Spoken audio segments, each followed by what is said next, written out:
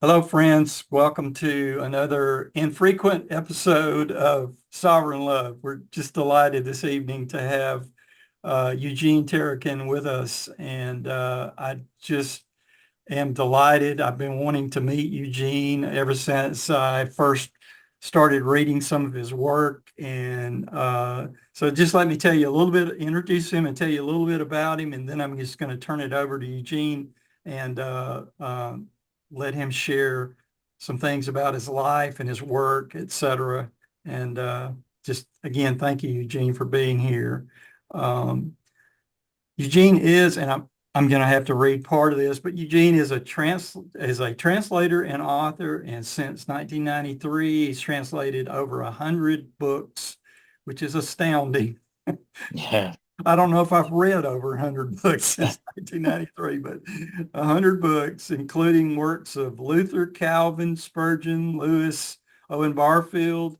He's originally from Siberia. He lives in Friendswood, Texas. You still live there, Yep. Eugene? Yeah. Yep. His wife and three children. And Eugene has a website. It's called restandtrust.org and a Substack, Philosophy of Language. And I'm going to include the links to all of this information as well as to his Amazon links to books that Eugene has published. Yeah, without further ado, Eugene, I'd just like you to just tell us. We were just starting to discuss how this book came about, 11 Hidden Gems in the Work. This was the first book I read by Yes. Eugene. Yes. And whether you want to go into the story up front or whether you want to kind of develop into that story, that's completely up to you. So I'm just going to turn Yep. it over to you, Eugene. I've never told it before, so it's going to be interesting to hear myself talk. Like, how am I going to go about it? Yeah, But right. I love telling stories, so we'll see. So I'm a professional translator. I graduated from Omsk State Pedagogical University in '95. Majored in English, minored in German, and so my translator's career started right after I graduated. Um, I also did some interpretation for some missionary groups that came to Russia at that time as well. So, and then I developed some interest in the Inklings. Someone must have given me the book. I totally forgot who it was, but I read Lewis. And then when you start reading Lewis and you like him, you want to read on and on and on and on. And then of course Tolkien, and then someone recommended Barfield, the Silver Trumpet, the fairy tale. And first time I read it, I didn't quite get it, but my wife got it, and she kind of gave me that prompt, like, oh, and then it started, me thinking about the whole thing. And then I got myself to a point where I want to translate it into Russian. So I started translating it. And in the meantime, I got connected with Owen Barfield, who is Owen Barfield's grandson. And he said, do you know that this book has already been translated into Russian? I said, no, but I still want to translate. Well, whatever, it doesn't matter. I'll just translate it because I just loved his very British and playful style of delivery. Yes. And I wanted to capture the same feeling in Russian. So it's finished. I haven't published it yet, but it's finished. Uh, anyway, after a while, Owen, uh, grandson, connected me with a lady who translated it into Russian before me. And we became good friends.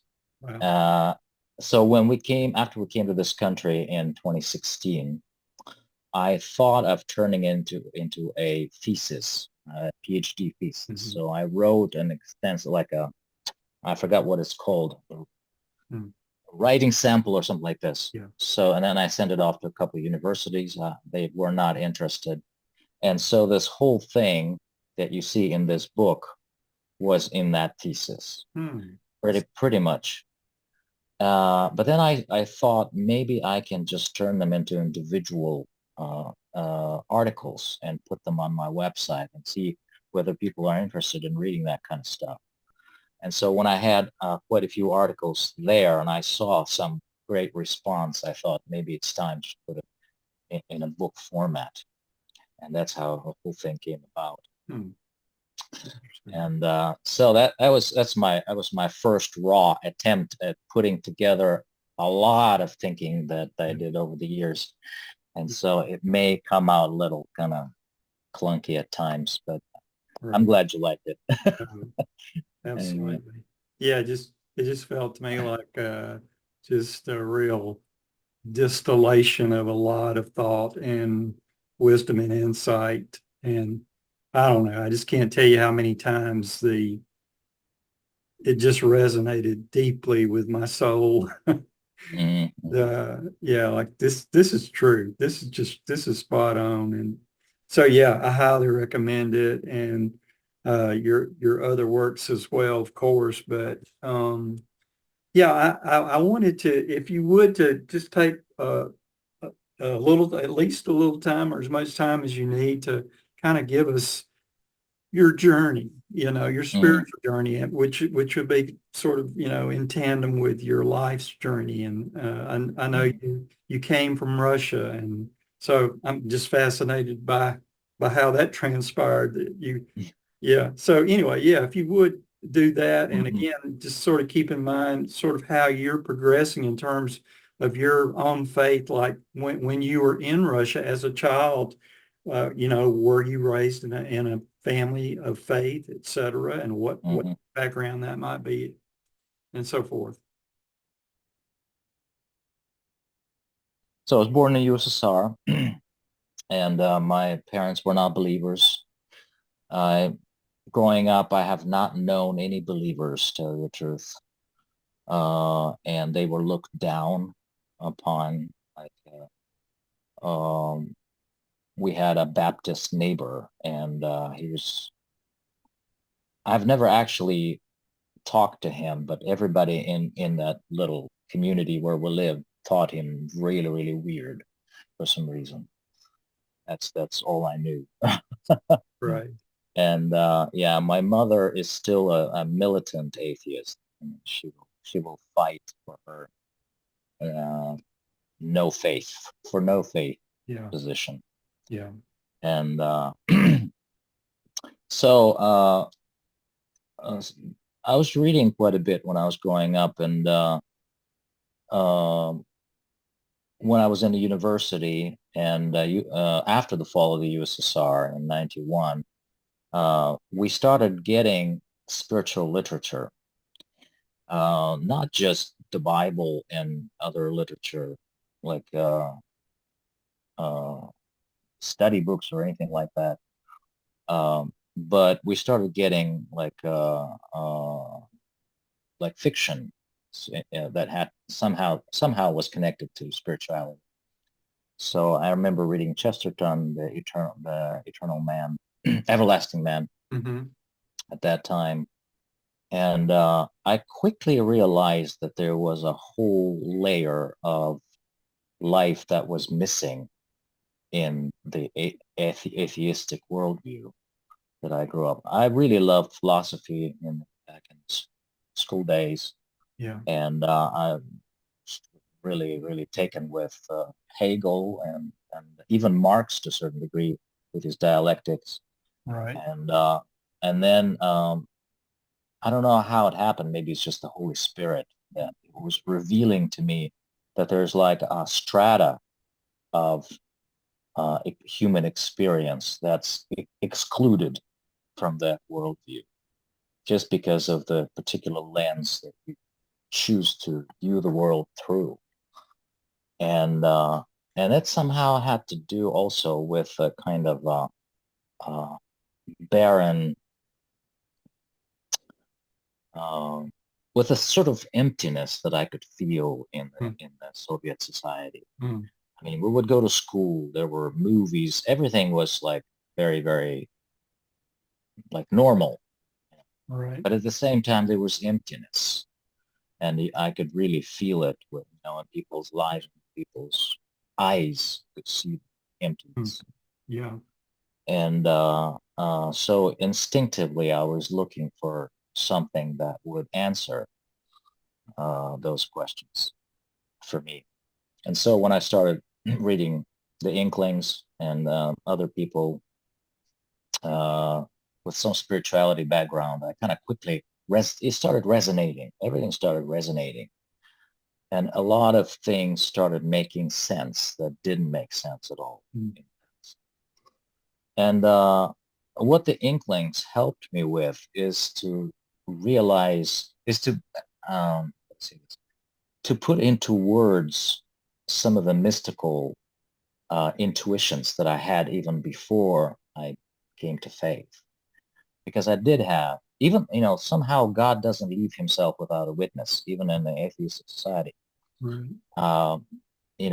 If you are ever interested in the Soviet era movies and books, I mean, they kind of exclude God on purpose, but Mm-hmm. yet they cannot do without him.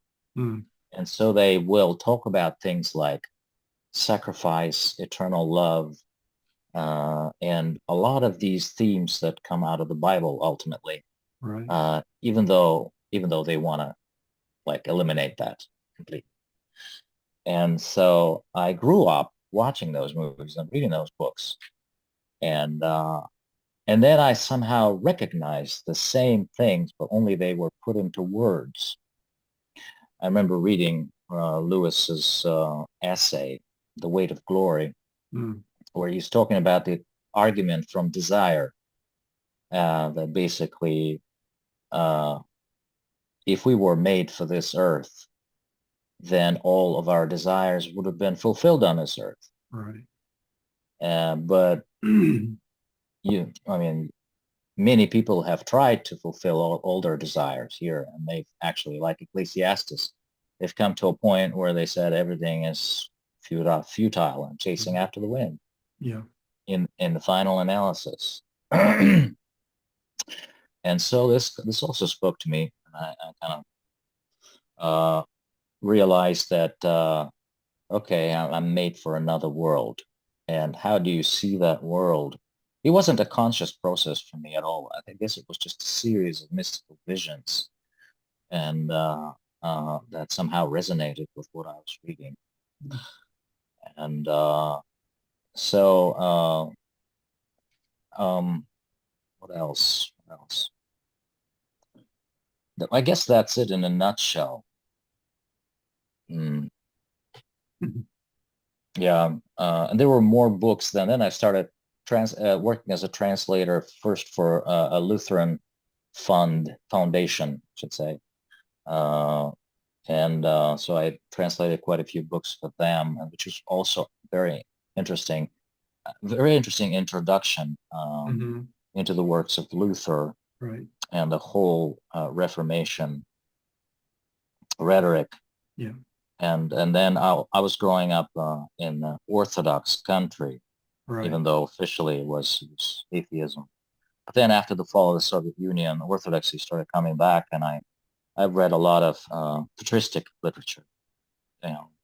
church fathers, desert fathers, Right. etc. Mm. And so uh, slowly I started sort of moving away from evangelical faith that I had at the beginning, Mm-hmm. from like nothing but the Bible, that type of thing. Right. And now I don't even know who I am, tell you the truth, denominationally, Right. because it doesn't seem to matter that much, to Yeah. me.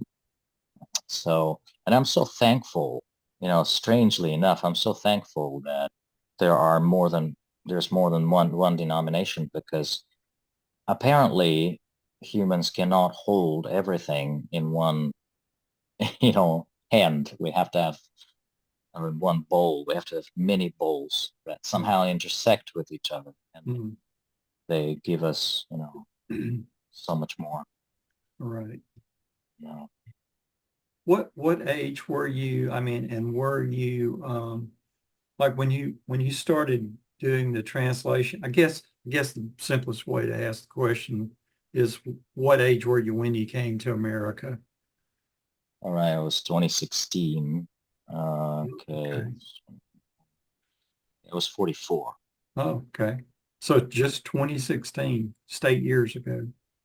Yeah. Yes, Wow. yes. I just had no idea. I thought you'd maybe been here for decades, but No, no, no. your English is so good. Um, It's, yes, thank yeah, you. Well, I studied it professionally and also practice it quite a bit. right. And living here helps too, you know, I'm sure it does. Yeah. Immersion. Yeah. immersion. Yeah. Exactly. So yeah, so you were learning all this, doing the translation work, et cetera, pretty much Mm, before you came, and I imagine after you came maybe as well, but yes. yeah, yeah, I still do that up to a certain point, you know. I see. Yeah. Is it with the same, still with the same organization or just different? No, Yeah, no. I in 2005, I switched to commercial I see. translations, Gotcha. Yeah, IT and legal kind of thing. I mean, it's right. Christian translations tend to be really sporadic every Yeah, once in a while. yeah, Um, I can but imagine. but I really enjoyed that. Yeah. It's amazing experience. So So is there any more that you would want to tell about your story and your journey? I don't want to interrupt you if you're, yeah, uh, I'm trying to think. One thing that I consider myself blessed is that early in the 90s when I came to faith, I also met a lot of really interesting people who really became like a spiritual family. yeah. And so I mean, we're still friends. And that book that you were referring to, the Exodus book, Hmm. the new Exodus, Yes, it's about the two families who we are the closest to. I see. And that these are, you know, basically my spiritual family, Right, you know, including my right, wife. right. And, and, um, you know, when I think back to those years, I think that a lot of my spiritual journey, uh, I mean, it has to do with how we were interacting as this small church or small community of believers. And I mean, happily enough, I had people who could be on the same wavelength with me, you know, and we would read the Bible together and read the books together and talk. And it was amazing. And one thing I really lacked after we moved to the U.S. in 2016 is that community. And of course, a lot of people left and etc. But uh, I was really praying to have, you know, something like that Mm, because I felt something was kind of, I didn't like the way that the lack of community affected me, you know, spiritually, because I really need that interaction and I need that input. Part of the reason I started Substack is to get some sort of community of people who I could talk to about these things. And also, thanks to you, I met Nate and other people on that channel. And so, anyway, I'm excited about that because that's just that's what helps me to remain afloat spiritually because there's so many things happening. And if you're in isolation, chances are, you know, you're gonna float away, something like right. drift away, I should say, Yeah, in some yeah. ways. So When your friends that you write about in the new Exodus, they did they come to America? yes, yes, Are yes. they located anywhere near you? As far as No, they're actually in Minnesota now. wow, it's a long way. That's a long way, but yes, Yeah, but Minnesota has been treating them very well, good. and I mean, they have friends there, and um, it's going on pretty well. Yeah, Uh, that's wife is great. here. Okay. Okay. Yle. Ja, pwede tu dawko na pwede. Oh, okay, okay. I can stay here. Yeah, Anyway, so yeah, and we just went on a long trip with these two families because it was actually their first drive around America. I see. So first we went to Virginia to see a good friend of ours, and then So, up to Pennsylvania, and then Niagara Falls, and then right. back to Minnesota. So it's quite a bit of a So, trip. yeah. Well, that sounds like some good exposure to older parts of America, at least. Yeah. Yes, yes, yes. Yeah. Well, yeah. I wonder, a couple of questions I thought I would love to, and I know these might be really challenging questions because, as I mentioned before we started recording, it's hard to sort of summarize things and, to give an elevator speech, as we call it. Mhm. But I wonder if I want to challenge you to try here on the spur of the moment, on the spot, that if you had to try to summarize, this world perspective, I almost like to think, and this is one of the things I've been working on in terms of, as I was sharing about delving into the mystery of Christ, is to realize its relationship, especially in Colossians, with cosmology. It's like a cosmological thing. It's like the discarded image is what it makes me think of. It's like it's a worldview that you inhabit. You don't just have it in your brain or in your, intellectual life. It's something that you're kind of incarnated into more and more fully. And it touches on to me that the the the talk about the kappa element and the Donegality, et cetera, of Lewis, that that it's the atmosphere. You're in this Atmosphere. atmosphere, and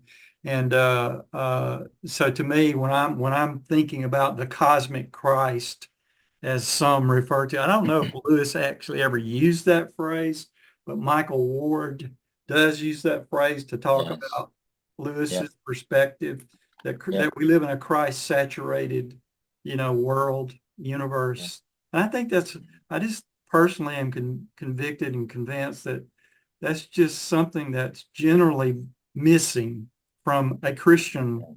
even from most evangelicals or Christians or Catholics or Eastern Orthodox for that matter necessarily, but just this huge conception of who Christ is, as opposed to being an alien that comes into the world and Mhm. dies on the cross, raised from the dead, and then goes back up into the alien world of God or heaven or what have you. It's like, Yeah. no, this is the world he created and he saturates and he holds it all together. And it's like Mhm. that should, in a way be the frame. I know one of your recent articles on Substack is about the frame.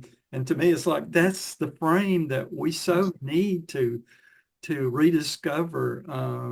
But anyway, here I am. I'm going off preaching, and I was supposed to be No, asking that's you a interesting. question. That's very interesting. Yeah, But thank you. yeah, if you try to kind of summarize this world that you're growing into, I know none of us have arrived. It's further up and further in for all of us.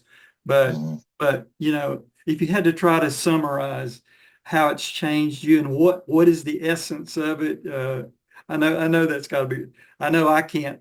When I try to like read Barfield, for instance, and these other Mhm. guys, they're talking about the imagination, McDonald or whoever, and I try to bring them together. Yeah, sure, I get some kind of synthesis, but Mhm. it's like, how do you put all that together and put it into words? It's really hard. So I'm gonna turn it over. Yeah, yeah. Well, that's a very interesting question. I appreciate. Thank you. I mean, not a lot of people ask me such questions, Mm, so I really love it. good. Yeah. Um, I think I've actually heard this phrase "cosmic Christ" from Richard Rohr. I think he may even have a book about that. It's got the I, universal crust, I a think. universal. Okay, Universal Christ. I think Right. I've I read got that it one. right here. Yeah. Yeah. All right. Good. Good. Good. Yeah. So, and that's like amazing. He says, you know what? A lot of Christians don't really realize that Christ is not Jesus's last name. And Yeah. that actually Christ existed from all eternity. Mm-hmm. Even though we say he was born, it's like an eternal birth. It's Mm-hmm. just going on forever. That's what fathers do. Fathers give birth. Right. Yeah, Right. they birth, and And that was quite a realization, even though intuitively I was able to feel it even before I read it. But I'm really thankful for these phrases, for these words, because words Yes. really matter, you know. Yes. But uh, and then I started seeing a lot of these verses and scriptures in, you know, in the Bible in a little bit of a different light. That when John talks about in the beginning was the Word, and everything was created through the Word. And then in the book of Hebrews, it says that everything is held together by the Word. Yes. Uh, it kind of started making sense that if everything was created through this logos, or the God's law, or Tao, Yeah. whatever, natural law, then this law must be present. Mm. It's not absent. And it Mm-hmm. must be present in all things, everything, everything. And that's what I really love stories in general, you know. And when I started reading Tolkien's Silmarillion, that's what kind of came alive for me Mm. when Iluvatar, God, sings the world into existence, and every part of his thought is represented by this power, or Ainur, become Valar, and then they descend into the vision that they first saw, and then it Mm. became actually infleshed in the Mm. world. Right. And when it became real, physical, tangible world, they came down, and each saw his own song infleshed as water, or fire, or like substances of the earth, or air, or water, or stars. And that kind of gave me a really interesting vision for what we're actually having every day here in this world. That, you know, the logos is present, the song of God is present, and what it does, the song, it actually calls. Its beauty calls us every single moment if we have ears to hear. And it's up to us. It's that Armenian part, Right. you know, that we need to have ears to hear, and Yes. want to have those ears to hear.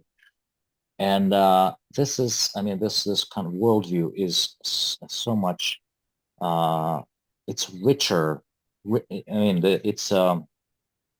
it enriches everything, because basically, you realize when you walk out and you see the rain. I mean, we had quite a bit of rain in Texas recently. Yeah. You don't just say what your mind says. Okay, this is just H2O falling horizontally, but you actually listen in to the music of rain, Mm. because that's what it's probably meant for. You know, there's a substance to rain, but there's also a meaning to rain, and the Mm. meaning part is the logos part, Mm. which science does not explain, cannot explain. They Right. don't really deal with such stuff. Yep. It's too intangible for Yes. science to catch. Mm. And but it makes all the difference in the world, whether I just go out and go through the day as if it was like a horizontal travel from A to B, or I'm able to say, okay, God wants to meet me today, encounter me through this, through this, through this, because the logos is embodied in all these things, Mm. and present, and it wants me to participate in that Mm-hmm. mystery. Mm-hmm. And but part of the you know, interesting uh, train of thought was when I read in Barfield that basically, when he explained the mystery of Christ in you, the hope of glory, that, you know, uh, maybe it was his thought, maybe I heard it somewhere else, that basically in the Old Testament, God was out there somewhere, and it was external. And Mm-hmm. then in New Testament, he moves in, sort of. Of course, you know, even in the Old Testament, he was in, but it was just people's perception that he was out. Right. He was still in. He was always in. Yes. But now, with Christ moving in through the Holy Spirit, uh, he's basically both inside and outside. He's both, in, you know, and Christ in me, calls to Christ outside of me as well. So there is this resonance. When we live in the world of embodied resonances, because we walk through and we're called, we're invited to participate with pretty much everything, if we have enough, if we have ears to hear and eyes to see. And that's what I like to pray. Open my eyes so I can see the wonderful things in your law. Yes. And so everything ordinary becomes extraordinary. And that's just exciting. And the exciting part, of course, is to participate with other people in that, because that amplifies it amazingly. Right. So, yeah. I keep thinking the word re-enchantment, Yeah, I love this word. Yeah. That's beautifully put. That's why I liked you from the start, is I could hear that you could hear that music. And resonance. I've heard a little bit of it myself, and it's like, dude, I don't know. To me, kind of the traditional churchy kind of view has just been to accentuate the chasm that exists between us and God, and the alienation that exists. And to me, it's like with most doctrines, you can build a stack of verses up to justify that view, but it's like, but wait a minute, there are these other verses, and just like you were talking about, the polarity is kind of the thing that, the tension that exists there, the enigma, as it were. We definitely need to recover this other side where God is immanent, where in him we live and move and have our being. And that's why, in a way, we are his offspring. So there is this, one of the analogies that are metaphors that I'm most captivated by is that of the seed, or especially of an acorn. I like to think of an acorn as like it contains, the potentiality of the full-grown oak tree. In a sense, it contains within it, waiting to be released. And I was just looking back over your book today, looking at some of the things I highlighted, and this stood out to me where you're talking. It's on page 77, where your headline is "How Tolkien Answered Dostoevsky's Most Agonizing Question," and it talks about where Jesus goes and he kisses the Grand Inquisitor, and he says, "Why doesn't the Grand Inquisitor execute him as he promised? It is because Jesus kissed him and awakened him to his true nature, the divine seed."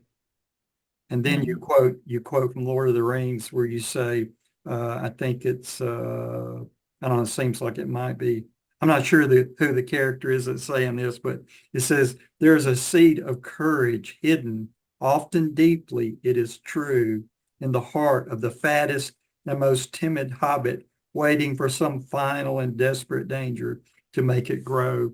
So use the seed metaphor there in both cases. And to me, that seed, to me, the way I'm coming to understand it, that the image of God in every human being that makes us fearfully and wonderfully made is, in some sense, that seed.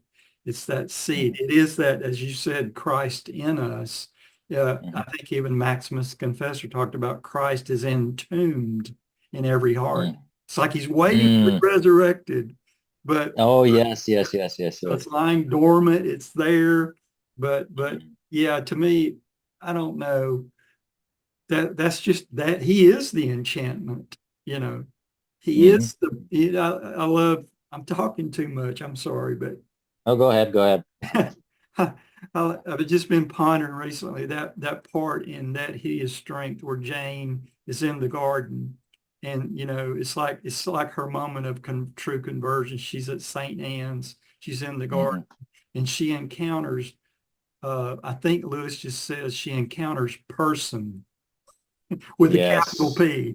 And it's like, and I had a friend, and please comment on any of that you like, but I definitely want to ask, because I know our time is about to come to an end, and I hope we can do this again. But I had a friend that especially wanted me to ask you, and I'm not sure I captured his question adequately, but it's like, it's like, look at this world that we live in, maybe especially in the West, maybe especially in America, and how is it that we live up to the challenge of communicating this enchantment to other people? How do we communicate this metaphysic in a way? I mean, but it's not just dry, arid philosophy, but reality, the real Mm, metaphysic of the world. How can we better share this, mm. make it spread, help other people to see, etc.?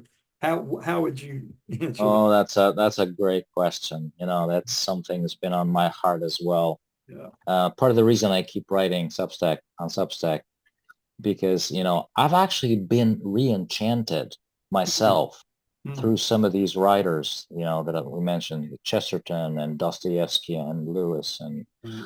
a bunch of others, philosophers. It's amazing how this divine spark, I think it was Eckhart, Meister Eckhart, Oh yeah. that talked about the divine spark in us. It Mm, gets passed on. It mm, gets passed on. yeah. And I'm so eternally grateful for these people who actually, they didn't suppress it or bury the spark in them, but they actually did something with it. Yes. And so I do believe that mm, I've been re-enchanted myself, and I don't want to lose it. Yeah. I want to pass it on, because when you pass it on, you get the most out of it Mm, yourself. mm-hmm. Start realizing, you start realizing, understanding yourself even more, Right. understanding God, etc. Right. Yeah. Yeah. And yeah, I guess that's pretty much the only way that I know of that really, really works. Mm-hmm. And Yeah. so, So I guess something critical to that, even by virtue of the fact that you write, um, you write so much. I mean, it's like every day there's a new post by yeah, you, and I can't keep up with all of it. I want I to. can tell you, yeah, I've been doing it since November, and at first I was like intimidated, like, will I be able to keep up? I Yeah, had some articles that were stacked up, I so see. at first I was like kind of posting, but then I kind of was pulled into it.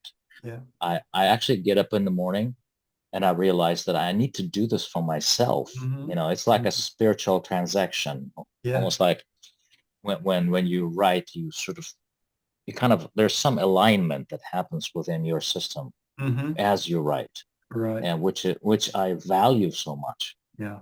And of course, some days, I mean, I have to skip some days, but Mm, I have sure. some backlog of articles that I can still post.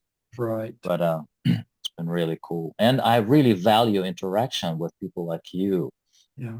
because that's part of my participation. Because Yes. I don't believe that. I mean, like Thomas Merton said, no man is an island, Right. and Yeah. it's been on my heart as well. Yeah. Yeah. I have to ask you before we close, you mentioned Merton, so I have to ask you, have you read or familiar with at all Pramuk, his book on Sophia and the hidden, what is it, the hidden Christ or something like that? But it's, No, yeah. no, I think the last one I've read was about the life of Chuang Tzu, Hmm. which was I was really impressed. Yeah. So, Wow. but I've never heard of that one. if you can write me the name of this one, I'll look it Yeah, up. yeah. Of course, this is about Merton. Of course, it quotes a lot from Merton, but Uh, he ties him in with like a lot of the Russian, like Bulgakov, etc. yeah, And I had no idea that Merton was familiar with these guys and was in large part in yeah, agreement with so much of what they said. yeah. And yeah, it's just I was just amazed. But yeah, I'll be sure to send you and I'll put it in our description notes below. There's an interview of Pramuk, the guy who authored the book. It's just one of the best interviews Hmm. you can listen to as far as Merton is concerned. Hmm. But that's wonderful. Well, Eugene, Great, great. I want, I don't want to keep you any longer. I know we've been going at it over about an hour or so, but Yeah, I do. I just genuinely hope that maybe we can do this again, maybe I'd love to. times. I'd love to. Yes, yes. Just let me know. Well, I'm all for it. well, Absolutely. thank you so And much. yeah. And thank you for sharing your story as well. It's really, Well, it really means something. well, I appreciate that. I sure do. Well, God bless you, and God bless you all who are watching, and just thank you again for being friends and in fellowship. And I covet your prayers, and I look forward to seeing you all the next time. Thanks again, Eugene. I'll say good Thanks evening again. to you. I'll see you. I'll see you. Okay, Bye-bye. bye-bye. Later.